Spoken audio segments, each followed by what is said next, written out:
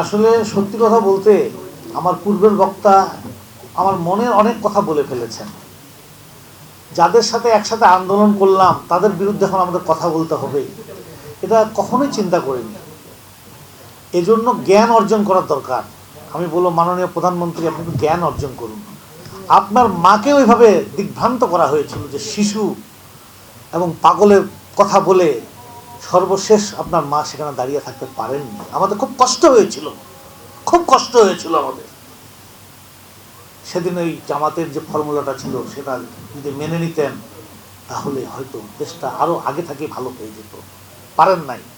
আপনি তো জ্ঞান অর্জন করেন। আপনার ডানে বামে যারা আছে চোর, এদের অতীত রেকর্ড কারোই ভালো না।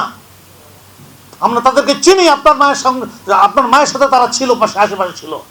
কয়েকজন মাত্র সৎ ব্যক্তি ছাড়া বাকি সবাই চোর এবং তাও দেশটা সর্বনাশ করেছে, ভারতকে লাভবান করেছে, দেশের জনগণের ক্ষতি করেছে। আর আমার একটা ধারণা হচ্ছে, আপনার সম্পর্কে আমি জানি না, আমি ক্ষুদ্র মানুষ, জ্ঞানের সীমাহীন লিমিটেশনস আছে আমার। আপনি মনে হয় ডান পায়ের জুতা বাম পায়ে অথবা বাম পায়ের জুতা ডান পায়ে পরে ফেলেছেন। মাথা নিচে রাখুন, জ্ঞান অর্জন করুন, চোখ কান খোলা রাখুন, না হলে বিপদে আপনি শুধু পড়বেন না, আপনাদের সবাইকে বিপদে পড়তে হবে। যে বিপদ এখন শোয়ার হয়েছে আওয়ামী লীগের ঘাড়ে, সেই বিপদ আপনাদের ঘাড়ে আসতে যাচ্ছে। আমার 49 বছরের, সিন্স 1977, 49 বছরের অভিজ্ঞতা বলে আপনাদের দুর্ভোগের পরিণতি অত্যাসন্ন এবং কঠিন, কঠিন এবং কঠিন।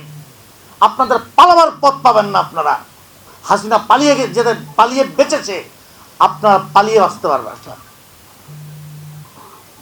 আর একটি কথা শুধু বলবো, আমরা একটু সহনশীল হওয়ার চেষ্টা করি, কারণ সবাই মিলে দেশটা আমার গড়তে হবে। কারণ একটু এদিক সেদিক হয়ে গেলে ভারত শুধুমাত্র বাকবাকুম করে করে আসছে, যে আমাদের মধ্যে কোনোভাবে একটা গন্ডগোল লাগিয়ে দিতে পারলে তারা এবার এখানে একটা সামরিক মিলিটারি আগ্রাসন করতে পারে কিনা, এই বিষয়টা তাদের ভিতরে এখন নিয়মিত গবেষণা হচ্ছে।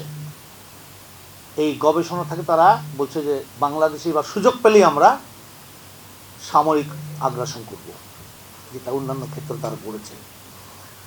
আমাদেরও সাবধান হতে হবে, সাবধানে পথ চলতে হবে এবং স্লো অ্যান্ড স্টেডি। তাদেরকেও আমাদের সুযোগ দিতে চাই। তবে আমার কাছে মনে হচ্ছে বিএনপির ওই আক্কেল জ্ঞানের অভাব আছে, তা তাদের দ্বারা হবে না। এবং শেষ পর্যন্ত আমাদেরকে ঝড়ের বেগেই নামতে হবে, তুফানের মতো করে নামতে হবে এবং লড়াই করতে হবে। এবং লড়াই করে শেষবারের মতো ভারতের আগ্রাসন থেকে নিজেকে রক্ষা করতে হবে, এই দেশকে রক্ষা করতে হবে, মাতৃভূমিকে রক্ষা করতে হবে এবং জনগণের দাবি আদায় করে জনগণের সরকার দেশে কায়েম করতে হবে। সবাইকে অসংখ্য ধন্যবাদ।